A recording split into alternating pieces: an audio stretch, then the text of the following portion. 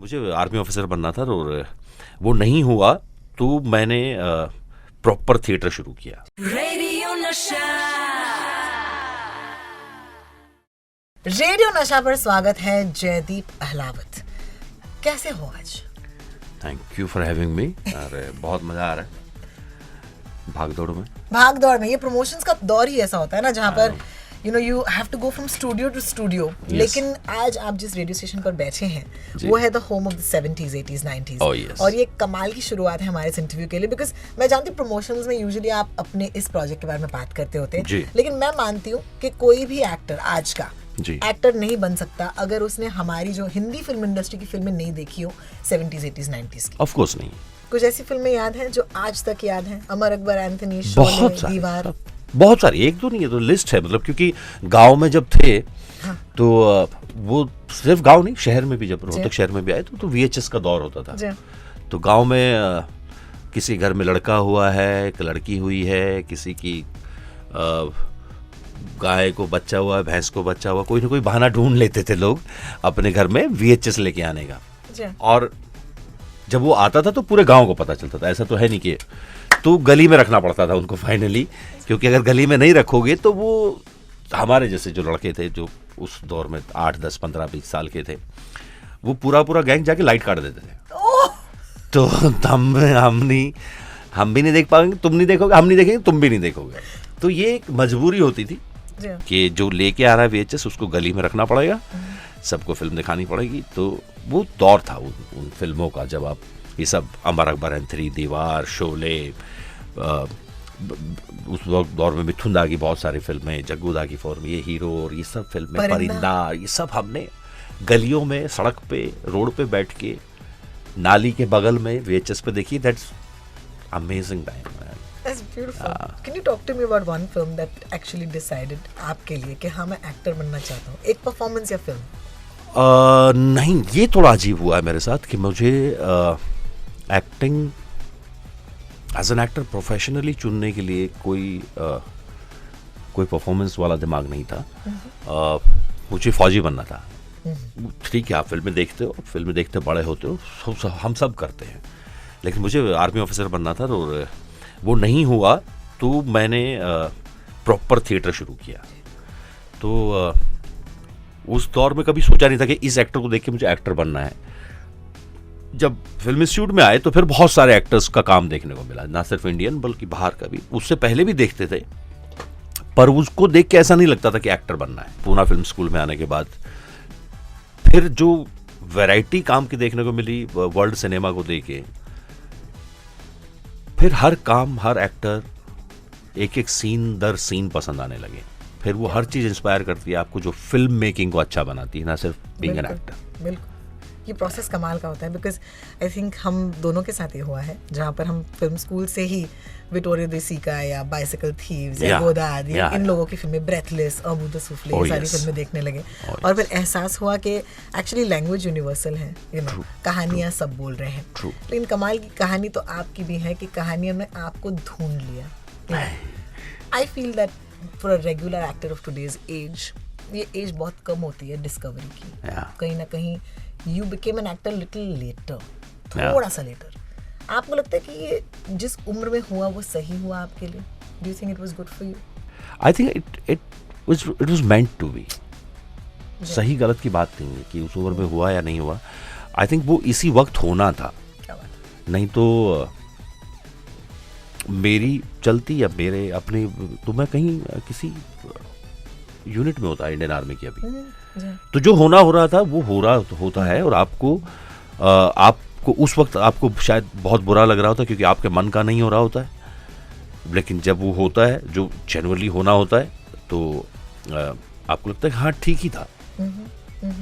उस वक्त आप बहुत ज़्यादा सोच रहे थे कि यार वो नहीं हो रहा जो मेरे मन का है।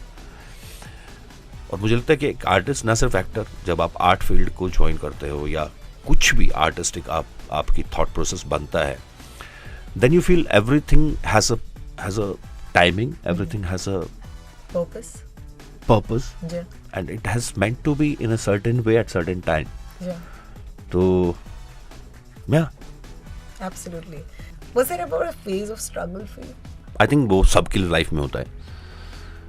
If you feel it's not from your heart, it feels struggle. Wow, beautiful. Otherwise it does not feel like a struggle because you love it. You feel disappointed at times, Yeah. but that's okay. That's part of everybody's life. The job. Who's not disappointed. Yeah. Everyone is at some point of time. बिल्कुल. चाहे पर वो कोई भी कहीं भी किसी भी तरह का जो काम कर रहा है, वो अगर उसके मन का नहीं है तो बहुत स्ट्रगल होती है. लेकिन अगर उसके मन का है तो आप स्ट्रगल नहीं हो सकती, आप डिसअपॉइंट हो सकते हो. But the next day you get up and you start a new thing. Beautiful. So I think one of my favorite things with actors is always, and I always check with actors who I like. मुझे एक बहुत कमाल की चीज़ किसी ने बताई कि मेहनत आदत है. मेहनत आदत है. अगर एक्टर ये समझ जाए तो बस वही होता है. True. आपको जेन्युइनली फील नहीं होती. और एक बहुत अच्छी लाइन मैंने कहीं पढ़ी थी कि स्ट्रगल कभी भी एक्सक्लूसिव नहीं होता है. तो उसको ज़्यादा दिल पे लेने की जरूरत नहीं है, because you chose it, you signed for it. उसके अपने, और कमाल की बात है, कुछ किसी का भी एक जैसा नहीं होने वाला है. सबकी अपनी जर्नी होने वाली, सबकी अपनी अपनी उतार चढ़ाव होने वाले हैं. तो उनके साथ रहना शुरू करो, जीना शुरू करो, देखो कि क्या वो सही है कि गलत है. क्योंकि मोस्ट ऑफ द टाइम उस स्ट्रगल में हम अपने ऊपर काम करना भूल जाते हैं. नसीर भाई ने कहीं एक जगह बहुत अच्छी बात की जो मैं बहुत ज़्यादा बिलीव करता हूँ, पहले से भी करता था, कि एक्टर कभी खाली नहीं होता है. कोई भी आर्टिस्ट कभी खाली नहीं होता है. आपको लगता है कि वो अभी काम नहीं दिख रहा है या कोई काम नहीं आया है, स्पेशली जो सबसे खाली टाइम होता है ना, जब वो काम नहीं कर रहा है, वो सबसे ज़्यादा जरूरी क्या बोलते हैं उसका, प्रिपरेशन का टाइम होता है उसका. क्योंकि जब काम करोगे तब प्रिपरेशन करने का टाइम मिलेगा नहीं. बिल्कुल. मुझे याद है जब हमने पैंडेमिक में देखी थी पाताल लोक, बैठे घर पे, और एक किरदार के साथ ऐसा एक रिश्ता बन गया जिसकी वजह से I just think the entire world और the entire country suddenly fail. उनको लगा कि उन्होंने डिस्कवर कर दिया आपको हाथीराम के किरदार के साथ. बट अजीब सा दौर था, क्योंकि जहाँ पर यूजुअली जब कोई इंसान अपने पीक फेम या सक्सेस को देखता है, आप बाहर नहीं जा सकते अपने घर के. कितना स्ट्रगल किया उसके साथ, वो बहुत बुरा लग रहा था ना. और स्पेशली क्योंकि इतनी सारी बातें हुई उन दिनों में. मैं एक दिन ऐसे ही कुछ बैठा, भाई एक रफ सा हिसाब लगा रहा था. पाताल लोक रिलीज होने के बाद for almost like 25 days I did somewhere around 270 interviews. 270 interview किए in a month, less than a month. Do you remember the most special message? So many. एक जिनके आप फैन थे, उन्होंने आपको मैसेज किया. सही सर, बस जनरली बताना, बहुत सारे. आमिर सर से लेके सैफ सर, देन मनोज भाई ने कुछ आधे पौने घंटे तक बात की. एवरीबॉडी लाइक, अब नाम गिनाने लूँगा तो मुझे भी थोड़ा अजीब लगेगा, छोड़ देते हैं इस बात को. But it feels good. बहुत सारे लोग जिन्होंने बहुत लंबे लंबे बातें की. और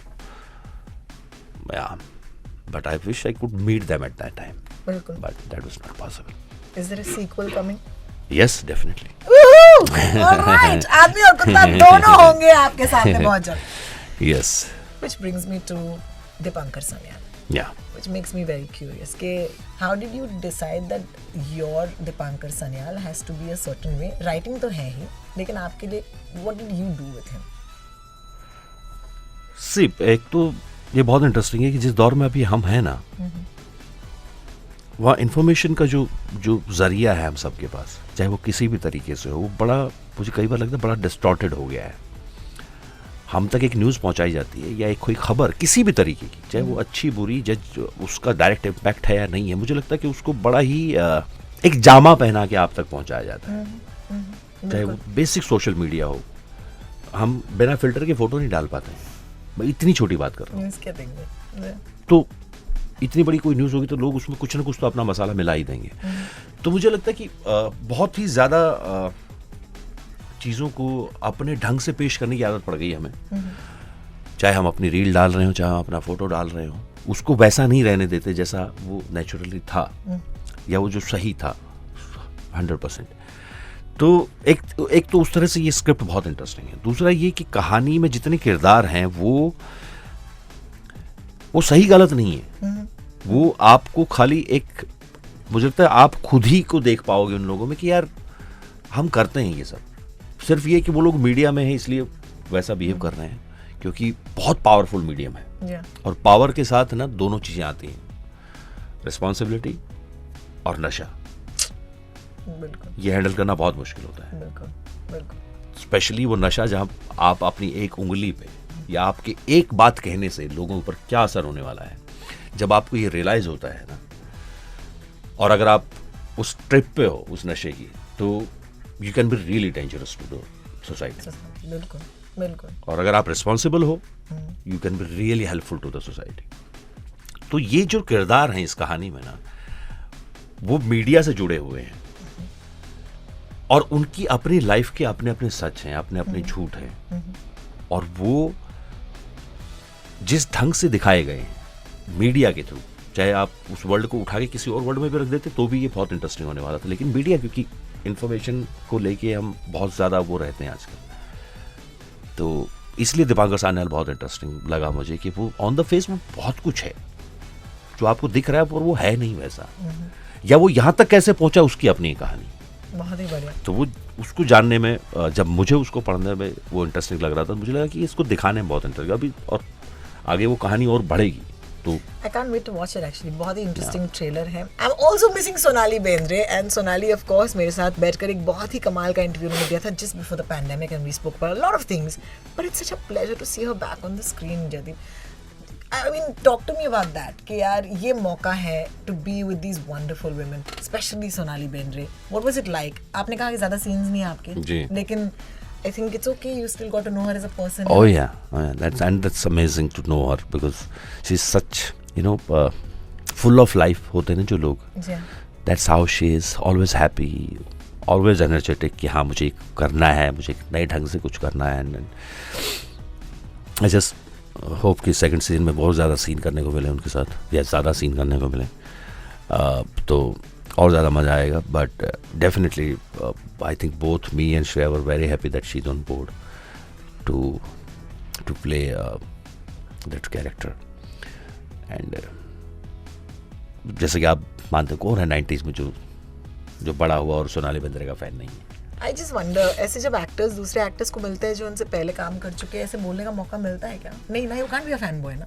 No, I can be. You can? I can, of course I can. I just being a fanboy of Jaggu Dada like that. तो सोनाली से वही कह रहा ना कि ऑन सेट उतनी बातें नहीं हुई, बहुत कम सीन्स होते थे साथ में, ऑन स्क्रीन तो एक भी नहीं है, but definitely we can be, why not. Love it. थोड़ा बस कि ऐसा ना लगे कि उतना थोड़ा ध्यान रखना पड़ता है कि सामने लोग ये ना लगे सोनाली ये सोचे अरे यार बस करो तुम लोग, वो जोन में ना चली जाए बेचारी, हमसे ही परेशान हो जाएगी, तो हटो यहाँ से, नहीं करनी तुमसे बात, उससे बचना होता है बस. You know what I love most about this interview is your presence.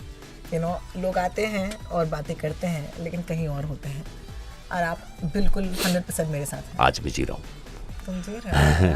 कल की रिलेटिविटी की चिंता मुझे कभी थी नहीं, ना होगी. And I think that's what इस इंटरव्यू का सार है. I always wanted to sit down with you, और मुझे ये मौका मिला है. Of course हम एक रील बनाएंगे इसके बाद. Oh God. Love his reaction. लेकिन उससे पहले Jaideep, let me just say it was an absolute pleasure talking to you. Thank you so much for having me. Radio Nasha.